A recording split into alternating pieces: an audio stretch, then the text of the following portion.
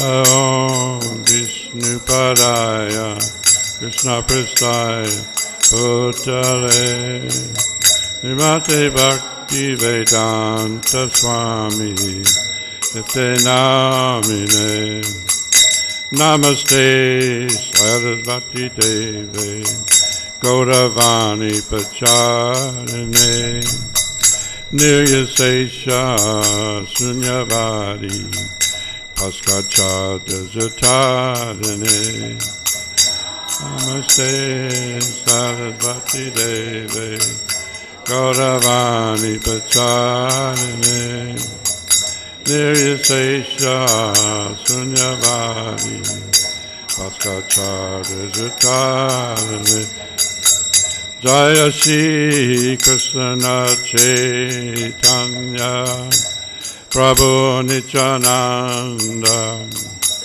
Shri Advaita Gadha Shri Vasari Gaur Bhakta Vrindam Shri Krishna Chaitanya Prabhu Nityananda Shri Advaita Gadha Shri Vasari Gaur Bhakta Vrindam Hare Krishna, Krishna Krishna, Hare Hare, Hare Rama, Rama Rama, Hare Hare. Krishna, Krishna Krishna, Hare Hare, Hare Rama, Rama Rama, Hare Hare. Hare Krishna, Krishna Krishna, Hare Hare. Hare Rama, Rama Rama, Hare Hare. Hare Krishna, Krishna Hare Hare. Rama, Rama Rama, Hare Hare. Hare Krishna, Krishna Krishna, Hare Hare. Hare Rama, Rama Rama, Hare Hare.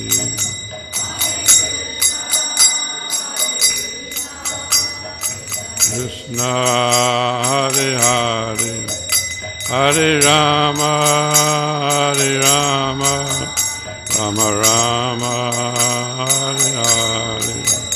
Jaya Prabhupada, Jaya Prabhupada, Jaya Prabhupada, Jaya Prabhupada. Jaya Prabhupada, Prabhupada, Jaya Prabhupada. Prabhupada, Prabhupada, Prabhupada, Prabhupada, Prabhupada, Prabhupada. Jayam Vishnupad Paramahansa Bhavacharya Sota Sata Srimad Divine Grace A.C. Bhaktivedanta Swami Srila Prabhupada Ki Jai. Jayam Vishnupad Paramahansa Bhavacharya Sota Sata Srimad Divine Grace Srila Bhaktisiddhanta Saraswati Maharaj Srila Prabhupada Ki Jai. Namacharya Sri Haridas Thakur Ki. Premisaka host Sri Krishna Chaitanya Prabhu Nityananda Sri Advaita Gadadhar Shivasati Gaur Bhakta Vrinda Ki. Vrindavan Dham Ki. Mayapur Dham Ki. Dwarka Dham Ki. Yamunamai Gangamai. Samaveda Bhakta Vrinda Ki. Shri Radha Madhava Ki. Astashakis Ki. Panchatapsa Ki. Shri Lord Nrsingadev Ki. Srila Prabhupada Ki. Go Premanandi. All glories, Simul devotees. All glories, Simul devotees. All glories, Simul devotees. All glories, Sisi Gu and Garanga. All glories to Srila Prabhupada. Om Namo Bhagavate Vasudevaya. Om Namo Bhagavate Vasudevaya. Om Namo Bhagavate Vasudevaya. We're starting a new chapter, Canto 8, Chapter 11, Text 1, Chapter 12. Mohini Murti incarnation bewilders Lord Shiva. There's a lot of reading here, so be patient with me. The chapter describes how Lord Shiva has bewildered upon seeing the beautiful Mohini Murti incarnation of the Supreme Personality of Godhead, and how he later came to his senses. When Lord Shiva heard about the pastimes performed by the Supreme Personality of Godhead, Hari, in the form of an attractive woman, he mounted his bull and went to see the Lord. Accompanied by his wife, Uma, the servants, the Bhuta, Gana, or ghost, he approached the lotus feet of the Lord. Lord Shiva offered obeisances to the Supreme Lord as the all-pervading Lord, the universal form, the supreme controller of creation, the supersoul, the resting place for everyone, and a completely independent cause of all causes. Thus he offered prayers giving truthful descriptions of the Lord. Then he expressed his desire. The Supreme Personality of God is very kind to his devotees. Therefore, to fulfill the desire of his devotee, Lord Shiva, he expended his energy and manifested himself in the form of a very beautiful and attractive woman. Upon seeing his form, even Lord Shiva was captivated. Later, by the grace of the Lord, he controlled himself, and this demonstrates that by the power of the Lord's external energy, everyone is captivated by the form of the woman in the material world. Again, however, by the grace of the Supreme Personality of Godhead, one can overcome the influence of Maya. This was evinced by Lord Shiva, the topmost devotee of the Lord. First he was captivated, but later, by the grace of the Lord, he restrained himself.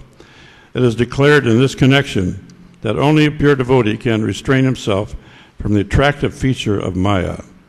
Otherwise, once a living entity is trapped by the external feature of Maya, he cannot overcome it. After Lord Shiva was graced by the Supreme Lord, he circumambulated the Lord with his wife, Bhuvani, and his companions, the ghost. Then he left for his own abode. Sukadeva Goswami concludes this chapter by describing the transcendental qualities of Uttama Sloka, the Supreme Personality of Godhead. By declaring that one can glorify the Lord by 9 kinds of devotional services, beginning with Shravana Kirtanam. Text 1 through 4, and we're going to add a couple more by special request. So I'm just going to read the English. Translation. Sukadeva Goswami said, the Supreme Personality of Godhead, Hari, in the form of the woman, captivated the demons and enabled the demigods to drink the nectar. After hearing of these pastimes, Lord Shiva, who was carried by a bull, went to the place where Madhusudana, the Lord, resides. Accompanied by his wife, Uma, and surrendered by his companions, the ghost, Lord Shiva, went there to see the Lord's form as a woman. That's 1 and 2. 3. The Supreme Personality of God welcomed Lord Shiva and Uma with great respect, and after being seated comfortably, Lord Shiva duly worshipped the Lord and smilingly spoke as follows. Srimad Bhagavatam Deva Deva Jagat Upan Jagadishvaya Jaganmaya Sarveshwarapi Bhavanam Tvam Atma Hitir Ishvara Sri Madhadeva Vacha Deva Deva Jagat Upavin Jagat Isha Jaganmaya Sevasham Api Bhavaman Tvam Atma Bitir Hishvaraha Srimad Vacha Deva Deva Jagadupavin Jagadisha Jaganmaya Sarve Samapi Bhavanam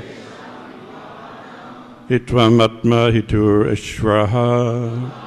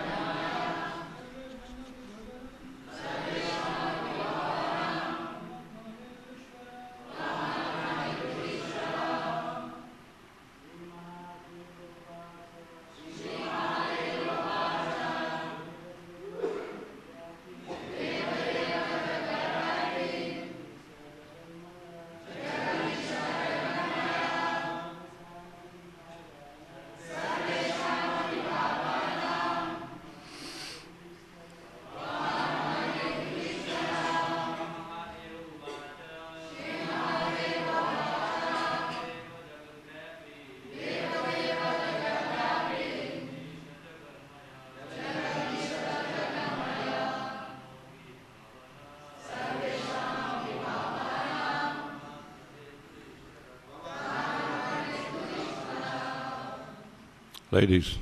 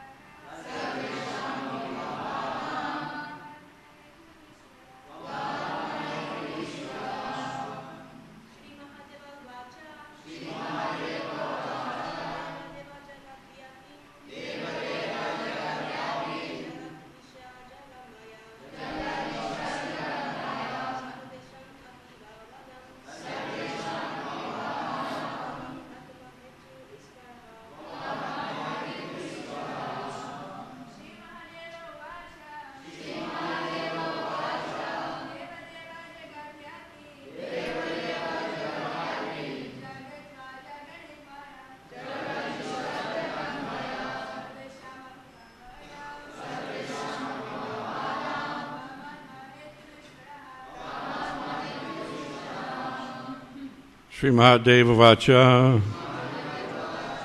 Lord Shiva Mahadev said, Deva Deva, O best demigod amongst the demigods. Jagadupapin, O all-pervading Lord. Jagadisha, O Master of the universe. Jagadmaya, O my Lord, who are transformed by your energy into this creation. Sarveshamapi, all kinds of bhavanam, situations. Tvam, you. Atma, the moving force. Hitu, because of this. Ishvara, the Supreme Lord Parameshwara. Translation purport by His Divine Grace. Srila Prabhupada Ki Jai. Mahadev said, O chief demigod amongst the demigods, O all-pervading Lord, O Master of the universe, by your energy you are transformed into the creation. You are the root and efficient cause of everything. You are not material. Indeed, you are the supersoul or supreme living force of everything. Therefore, you are Parameshwara, the supreme controller of all controllers. Please repeat. Mahadev said, O chief demigod amongst the demigods, O all-pervading Lord, Master of the universe, by your energy, you are transformed into the creation. You are the root and efficient cause of everything. You are not material. Indeed, you are the super soul, or supreme living force of everything. There you are Parameshwara, the supreme controller of all controllers. Okay, we're going to do a lot of reading here, so please bear with me. Purport. The Supreme Personality of Godhead, Vishnu, resides within the material world as the Sattva Guna avatar. Lord Shiva is the Guna, Tamaguna avatar, and Lord Brahma is the Rajaguna avatar. But although Lord Vishnu is amongst them, he is not in the same category. Lord Vishnu is Deva Deva, the chief of all the demigods. Since Lord Shiva is in this material world, the energy of the Supreme Lord Vishnu includes Lord Shiva. Lord Vishnu is therefore called Jagat Upaye, the all-pervading Lord. Lord Shiva is sometimes called Maheshwara. So people think that Lord Shiva is everything. But here Lord Shiva addresses Lord Vishnu as Jagadishwaha, the master of the universe. Lord Shiva is sometimes called Ishveshvara, but here he addresses Lord Vishnu as Jaganmaya, indicating that even Vishvara is under the Lord Vishnu's control. Lord Vishnu is the master of the spiritual world, yet he controls the material world also, as stated in Bhagavad Gita. Mayadhyake yeshena parakriti sriyati sarachatiram. Lord Brahma, Lord Vishnu, Lord Brahma, and Lord Shiva are also sometimes called Ishvara. But the supreme Ishvara is Lord Vishnu, Lord Krishna, as stated in Brahma Samhita. Ishvara Paraman Krishnan. The Supreme Lord is Krishna, Lord Vishnu. Everything is in existence, works in proper order because of Lord Vishnu. Adantara Stya Paramanu Chayantara Shyam. Even Paramenu, the smallest atoms, work because of Lord Vishnu's presence among them. Verse text 6, text 5. The manifest, the unmanifest, Lord, false ego, in the beginning, maintenance and annihilation of the cosmic creation manifestation, all comes from you, the Supreme Personality of Godhead. But because you are the Absolute Truth, the Supreme Absolute Spirit Soul, the Supreme Brahman, such changes of birth, death, and sustenance do not exist in you. Purport. According to the Vedic mantras, Yato va imani bhutani jayanti, everything is an emanation of the Supreme Personality of Godhead. As stated in Bhagavad Gita, Bhumirapo nayo vayo kamayan buddhir evacha ahankara ityame vini asakir astadahi. Earth, water, fire, air, ether, mind, intelligence, and false ego. Altogether, these 8 comprise my separated material energies. In other words, the ingredients of the cosmic manifestation also consist of the energy of the Supreme Personality of Godhead. This does not mean, however, that because the ingredients come from him, he is no longer complete. Purnasya Purnam Adya Purnam Vyachyate, because he is a complete whole. Even though so many complete units emanate from him, he remains a complete balance. Thus the Lord is called Avyaya, the inexhaustible. Unless we accept the Supreme Absolute Truth as Achinta Beta Beta, simultaneous one and different, we cannot have a clear conception of the Absolute Truth. The Lord is the root of everything. Adham Adir He Devanam. He is the original cause of all the devas, or demigods. Aham Sarvasya Paramananaha. Everything emanates from him. In all cases, nominative, objective, positive, negative, and so on, whatever we may conceive of in this entire cosmic manifestation is in fact the Supreme Lord. For him, there is no such distinctions as this is mine, this belongs to someone else, because he is everything. He is therefore called Avyaya, changeless and inexhaustible, because the Supreme Lord is Avyaya. He is the Absolute Truth, the fully spiritual Supreme Brahman. Text 6. I've been asked to add a few more texts here because there's so much purports, and it's not proper for the next speaker to have so much. Pure devotees are great saintly persons who desire to achieve the highest goal in life, who are completely free from all material desires for sense gratification, engage constantly in the transcendental service of your lotus feet. Purport. One is in the material world when he thinks, I am this body, and everything that with reference to my body is mine. Ato griha chetra utapta gatir janasya maho yam aham maniniti. This is the symptom of material life. In the materialistic conception of life, one thinks, this is my house, this is my land, this is my family, this is my state, and so on. But those who are munayaha, saintly persons following in the footsteps of Narada Muni, simply engage in the transcendental loving service of the Lord without any personal desire for sense gratification. Anabilasta sasunyam anjana karmati avritidam. Either in this life or in the next, the only concern of such saintly persons is to serve the Supreme Personality of Godhead. Thus, they are also absolute because they have no other desires. Being freed from the dualities of material desire, they are called Shresha Kamana. In other words, they are not concerned with dharma, religiosity, artha, economic development, kama, sense gratification. The only concern of such devotees is moksha, liberation. This moksha does not refer to becoming one with the Supreme Lord, like the Mayavadi philosophers. Chaitanya Mahaprabhu explained the real moksha means taking shelter of the lotus feet of the Supreme Personality of Godhead. The Lord clearly explains this fact while instructing Sarvabhauma Bhattacharya. Sarvabhauma Bhattacharya wanted to correct the word muktipad in Srimad Bhagavatam, but Lord Chaitanya Mahaprabhu informed him that there is no need to correct any word in the Srimad Bhagavatam. He explained that muktipad refers to the lotus feet of the Supreme Personality of Godhead, Vishnu, who offers mukti, and therefore is called Mukunda. A pure devotee is not concerned with material things. He is not concerned with religiosity, economic development, or sense gratification. He's interested only in serving the lotus feet of the Lord. 7. Oh, my Lord, you are the Supreme Brahman, complete in everything.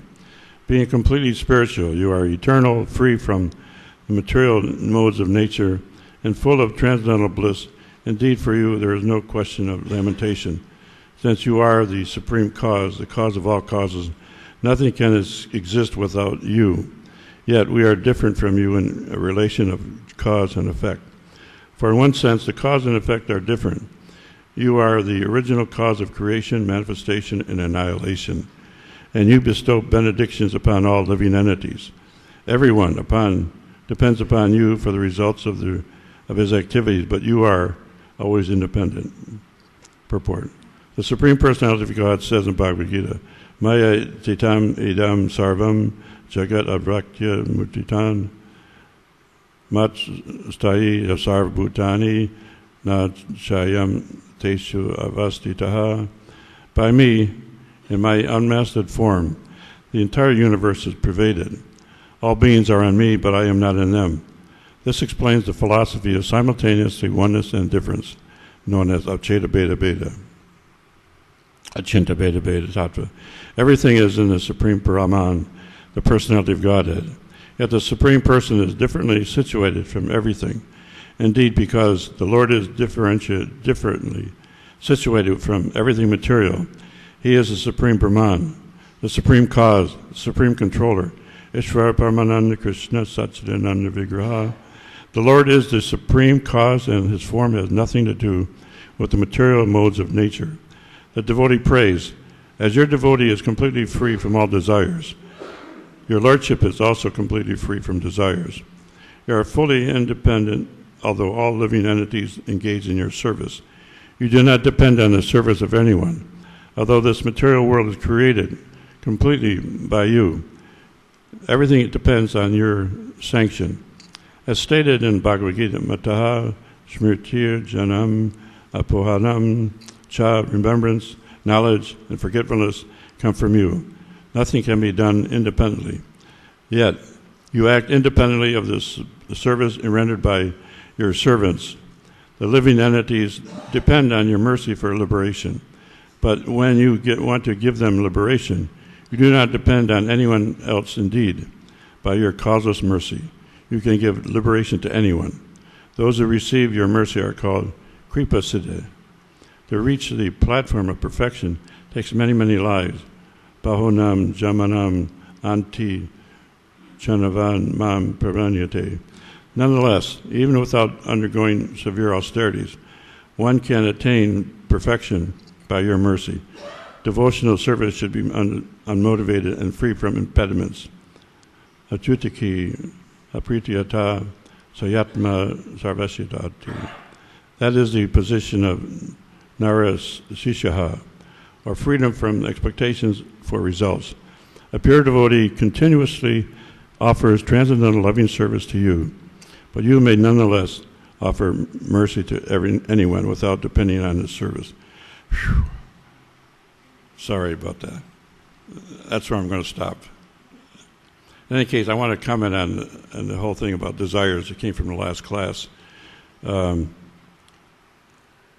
sums it up very simply, that if you're desiring independently of Krishna, it's Maya.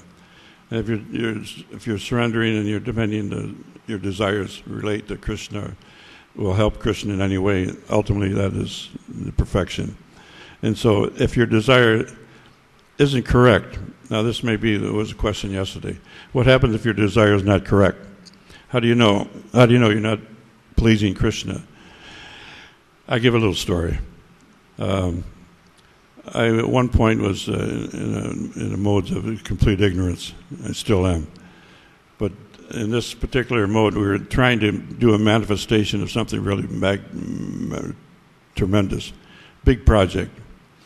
And so it came down to one last signature, and this thing would happen. And the whole idea was 10,000 acres in Dwarka, a whole brand new city development. I was designing a whole Vedic city at that time. And so the part of the plan was to put a new harbor in, bring in bigger ships, because India's got a small harbor. So most of the ships go by, they don't even stop. So it was all done. We talked to the harbor master, the Gujarat hierarchy, and all these people who were so important about that time. And it was all a matter of money and one signature. And it didn't happen. One signature never happened. And so it wasn't sanctioned by Krishna. So had it been, it would have been a whole diversion going off into a whole other realm. So if it doesn't happen, if your desire, you have so many desires, we all have desires.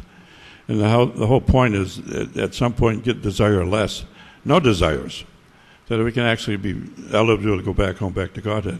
It depends on that. No desires, none. So if we have any desires, even if we're pleasing Krishna with the desire, you have to note, if he's really pleased, then that means ultimately your desire gets fulfilled. It may mean distributing more books. It may mean cooking better prasadam, whatever it may be. It's related to Krishna, ultimately perfection guaranteed. So in my history as a devotee, I've accomplished a few things, but only by the mercy of the Lord.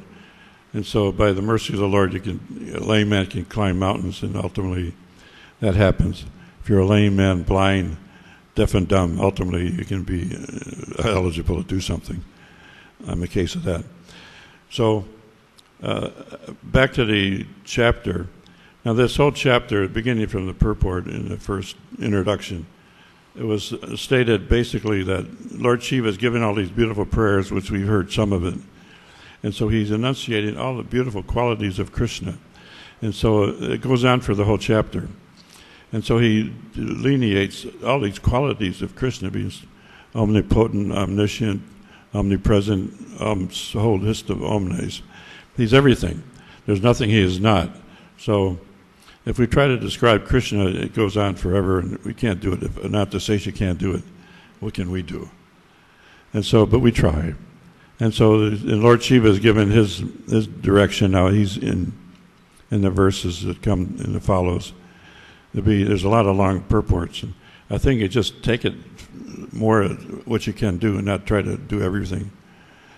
And so with these long purports, it's all Lord Shiva's describing Krishna's different qualities. So to sum up the whole chapter, it means to find out exactly what takes place towards the end. And so now Krishna is about to manifest himself again as Mohini Murti. As we've read, that Lord Shiva comes along on his bull and decides that he wants to see it. So he's heard. Now he's heard that the demigods got the mercy, and that this mercy just flattened the demons. And Prabhupada says later in this chapter, he said, demons are attracted intensely by the form of a woman, and devotees are not. And that's why the demigods weren't attracted to Mohini Murti's form, but the demons were. So Lord Shiva now is in the act of trying to understand what that whole incarnation is all about. So I'm going to flash forward a little bit. So Lord Vishnu says, now listen, I want you to be cautious, because I'm going to tell you something right now. You may be embarrassed because you may not want to evoke the lusty nature of what may happen. I can't guarantee what you're going to react to, but it may not be good. And so he's already telling Lord Shiva he's going to see something he's not expecting to see. So now by the side of Shiva is Uma, different names but given Lord Parvati and Lord Durga. So he's got Durga right by his side, and she's the controller of illusory energy. So he's not affected by Durga. That's his wife. But now Krishna is thinking, what can I do now to attract Lord Shiva? And so he's thinking in terms of how to go ahead and make this thing happen. He wants to see this beautiful form of Mohini Murti. He says, okay, now just remain here. So he disappears for a while. He comes back in the form of Mohini Murti, bouncing a ball. And we've heard stories about how this happened, what takes place with Lord Shiva. And Lord Shiva is immediately captivated by this new energy. So this is Mohini Murti superimposed on a high level of lusty nature that evokes in Lord Shiva. In any case, so he sees this. He sees this woman playing with the ball and bouncing, and her clothes are getting loose and her hair is coming down, and it's only enhancing her beauty. And so the beauty of this beautiful form of Mohini Murti is now described in great detail later in the chapter.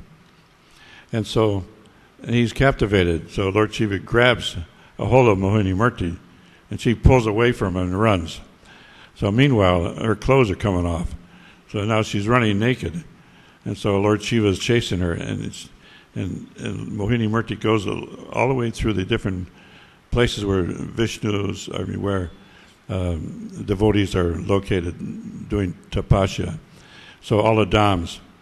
So there may be anyway. So that's just to show all these sannyasis and these sadhus that Lord Shiva is chasing this woman. And so they keep chasing. It goes on and on through mountains and all over the place. So finally, he loses it. He discharges, and that discharge becomes gold and silver mines on the Earth planet. So if you're chasing gold and silver, you're just chasing Lord Shiva's emanation. And they may land at someone here in Mayapur, who knows? But when we were excavating for the samadhi, there was no gold or silver. So I don't think any's here. I don't know. So in any case, after the discharge happens, then the lusty nature in a man starts to decline. So, and it goes on that Mohini Murti changes back into Krishna's form. And so he sees that he hasn't got any lamentation, or he's not agitated any longer, and he's not sorrowful about what had happened. And so because of that, Lord Shiva was embraced by Vishnu, and ultimately it was back to normal again. Now, I want to tell a couple stories that illustrate this point and make it a little enlivening, maybe. In Vrindavan, I was there for 40 years, and many mystical things took place. And so on one occasion, I'm doing parikramā around Govardhan, around Vrindavan, and here's a lady with no clothes on, a very old lady, but still very, very, very beautiful, but no clothes. And so I thought, my God, now we see Nagababas, but you don't see ladies with no clothes walking. In any case, she was just walking around aimlessly, wandering. Her mind is who knows where. Could have been a very exalted personality. I just walked by. And then later, a few months later, again it happened. Another lady, just walking with more conviction and fully aware of what she was doing, but also naked. And so these things do happen on occasion. Women get lost and they just do what they don't normally would do. So in any case, and a third time it happened. I'm doing parikramā in Jaipur, going around the park, and I got my rounds done. I'm thinking, okay, now I'm fixed up. I got my rounds finished. I'm ready for the day. What comes up is another naked lady. This time, very young, very beautiful, and very appealing, and just looked at me. And I didn't have any. All I had on was a gumshoe. I couldn't offer her any clothes. She just walked by, and so you got to be careful in the material world because ultimately Maya is very strong, and the form of a woman can be very intoxicating.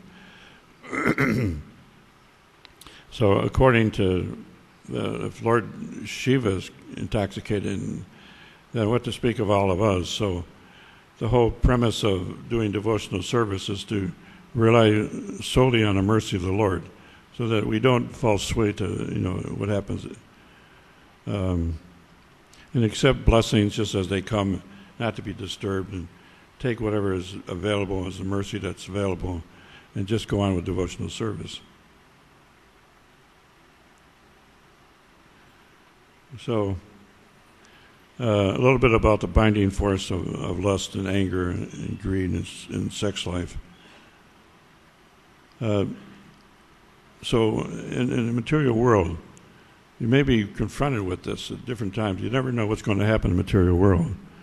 So, Prabhupada warns us not to sit in a solitary place with your mother, sister, daughter, any female. Very dangerous. So, the premise of the story, basically conclusion of the whole chapter, is that Lord Shiva, who is considered to be Ishvara, is controlled by Vishnu. So Vishnu's control is permanent, omnipresent, omnipotent, and certainly available to everyone. And so by Lord Shiva being seeing this, that for those people who worship Shiva, it's a story in itself. And then at the end, this time factor is affecting everybody. Lord Brahma, Lord Shiva, Lord Vishnu is exempt because he's Vishnu. And so now the time factor is by Durga and Vishnu in play with the time factor, so they do the whole thing. So the devotees sums it up, and the devotees who are influenced by Mohini Murti, devotees are always protected. So ultimately there's no problem about falling into Maya if you're attracted to Mohini Murti as a devotee, and devotees don't fall into Maya, hopefully. So I'm going to pause here because it's Ramanujacharya's festival today. And I'd like to put this out in the audience. Anybody who has any stories of Ramanuja like to narrate? Here's the speaker. Anybody wants to talk? Anybody know any stories of Ramanujacharya? Nobody? There must be somebody. We got 15 minutes. We can still do something here.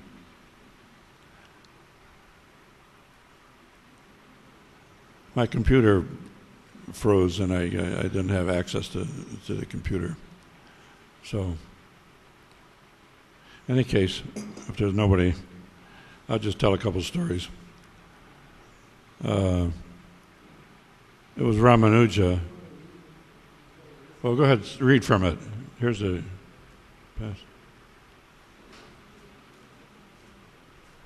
No, you read. I read so much already. You go. No, you read it.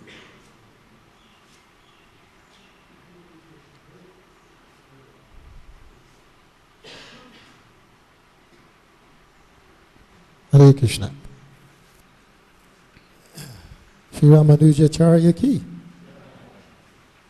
Oops, I need my glasses.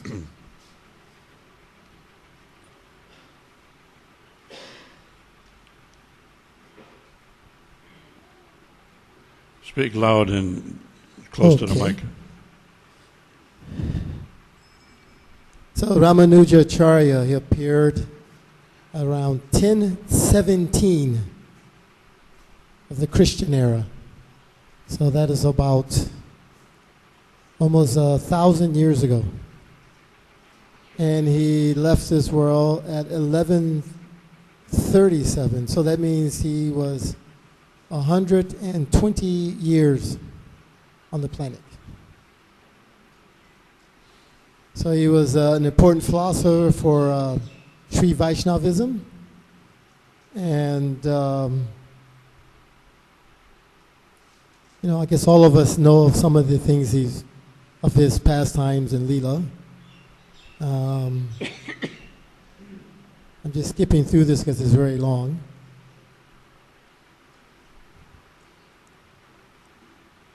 Who knows where he was born? No South Indians here, huh? And Chitrai Tiruvadirai. Where is this place? Anyone familiar? Anyway, in South India. So he, let's see here.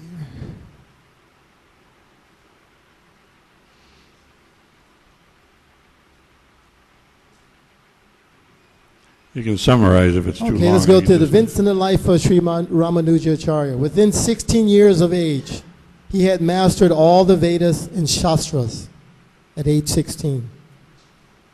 So then at 17, he married, and he was residing in Tanjanmala, and that says Tamil in that area.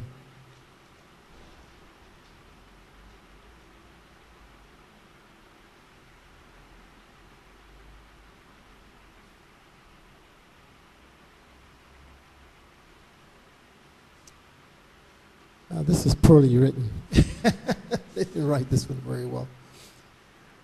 Trying to get to the point where he finally takes sannyas.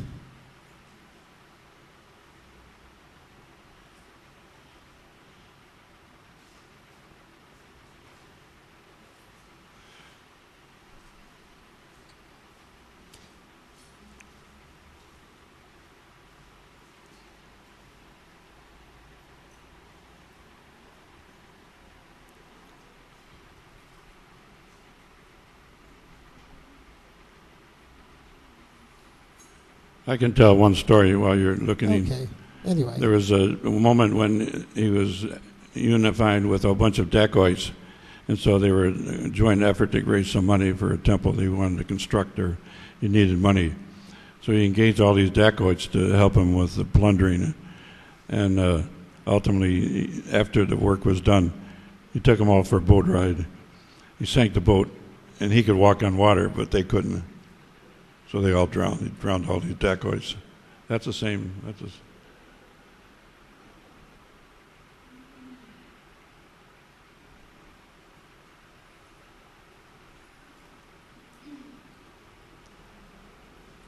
Then there's another one where his spiritual master told him not to say this mantra to anybody.